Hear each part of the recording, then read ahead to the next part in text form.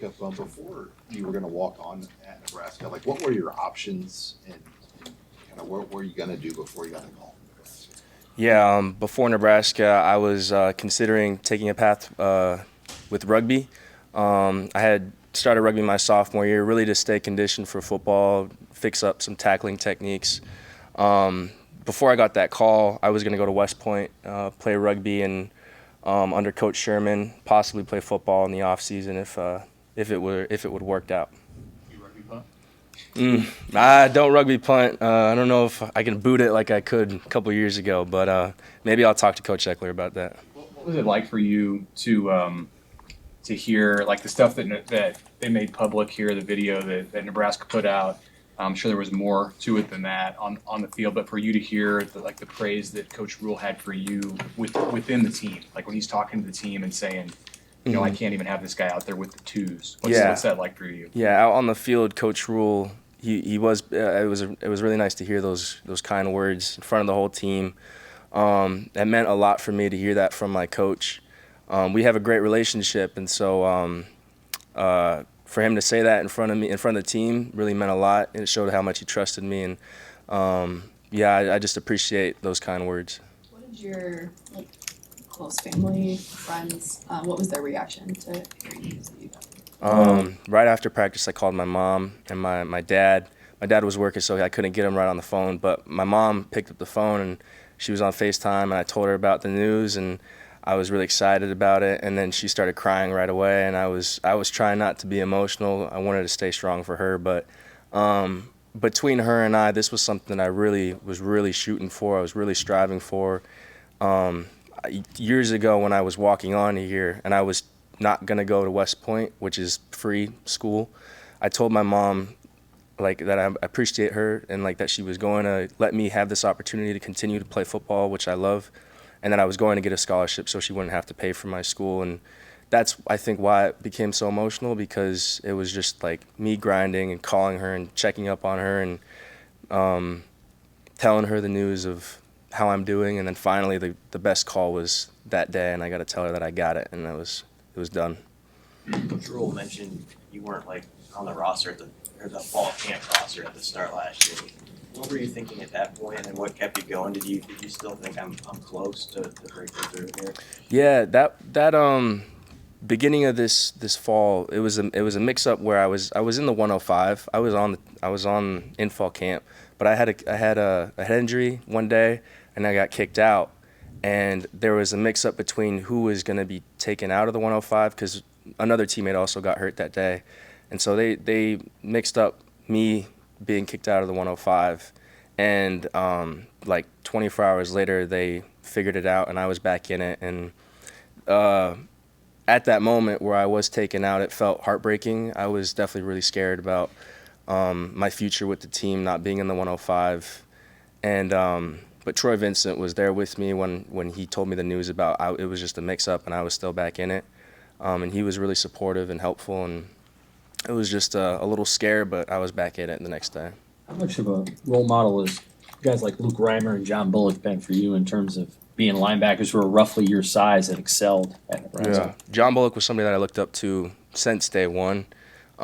He was also a former walk-on, and he's just a gritty guy. He was also a really great guy. He and Snodgrass and Nick Henrich were always helpful with me. I would always ask them for something. I'd have to ask them separate questions because I didn't want to seem like I was too annoying to them.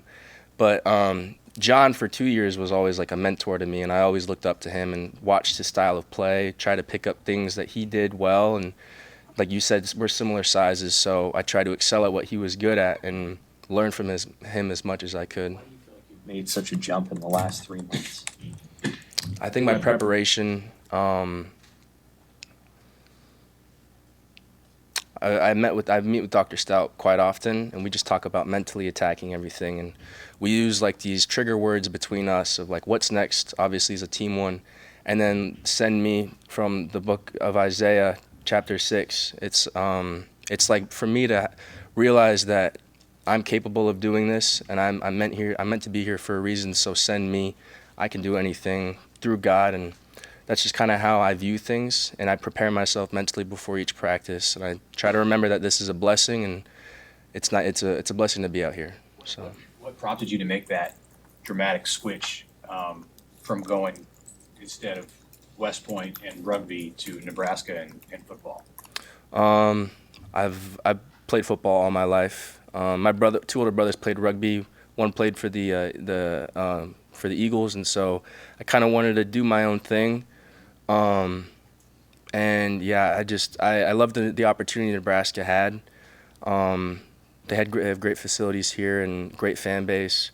Another thing was I was in a boys choir a long time ago, and this was like a God moment, my mom calls it. I was in a boys choir, and we toured Nebraska when I was like 10 years old, and we would sing around all of Lincoln, and we would go to Colorado, and it was a big tour, and we actually toured this facility when I was about 10 years old, and we had photos of me running out onto the field when I was a kid, so it was like a God moment. How could I pass this up kind of thing. What's it been like watching some of your teammates too, who maybe they're not guaranteed to be on the 105, and they just kept going with it, and obviously they're going to be out there Saturday? Yeah, it's hard to see them because they work so hard, and I try to be there for them. I try to help them out, go through plays, talk to them, use things that when I was struggling with this specific detail, I would use my techniques, how I figured to get around it. I try to teach that to them. But everybody's been working so hard, man, and it's hard to see this is where we're going with the NCAA and the new rules.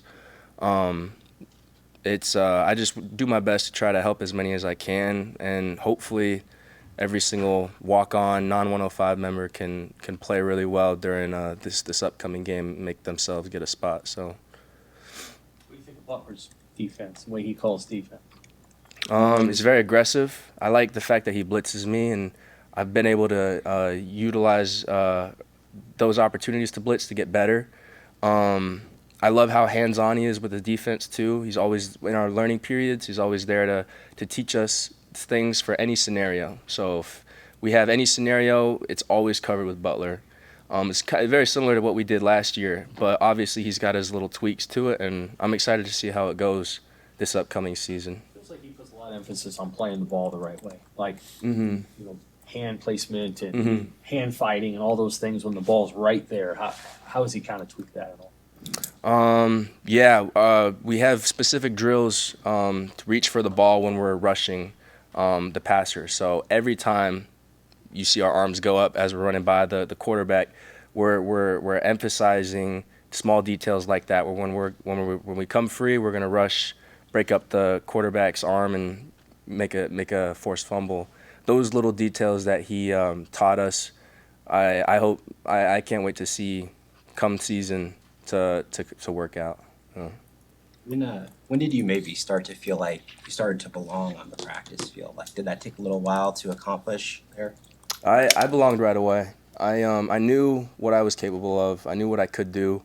Coach Rule never made it seem like I was a walk-on. He never made it seem like somebody else was a starter, scholarship guy. We always were treated equal. Same with Coach White, same with Coach Butler, same with Rob. Everybody treated me the same, and it was just me having to understand that I am just as good as John Bullock. I'm just as good as all these guys that were ahead of me playing really well, and that I myself have to believe it before everybody else can believe it. My family believed it. I have to believe it, and that's kind of how I've kind of come to realize, like, this is where I stand and this is how good I can be, and it's how I've been able to do so well these past couple months. You mentioned how it's hard to see, some of the guys, fighting for roster spots right now, and with the 105, how, I guess, like, frustrating is it for you to know that in the future there may not be many other journeys or stories like yours, just because that's the direction that the sport is going? Like, no more walk-ons to scholarship players. Yeah.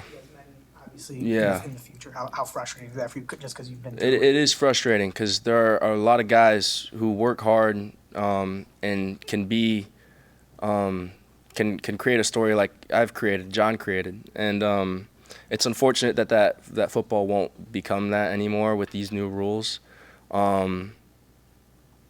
Yeah, I think it is just frustrating really to see that how that's gonna unfold. What do you think are, I guess, like the benefits if something were to, I guess, miraculously change or whatever in the future to allow more walk-ons, more spots? I More guess. benefits for walk-ons to continue. Yeah, people get their shot, people get their opportunity. You know, through high school, somebody could have had injuries or something tampering with them and their ability to not get good film, but they're still really good players. And to eliminate the walk-on is just you don't get those gritty guys to just fight for what they know that they can do. And yeah, it's unfortunate that that's where it's going. I just hope some of my players, my friends, my buddies get to sneak right in there, because I know some of these guys are capable to be a scholarship player or a guy in the 105, and I love to see them succeed. So, Thanks, Gene. all right, thank you. Jacob.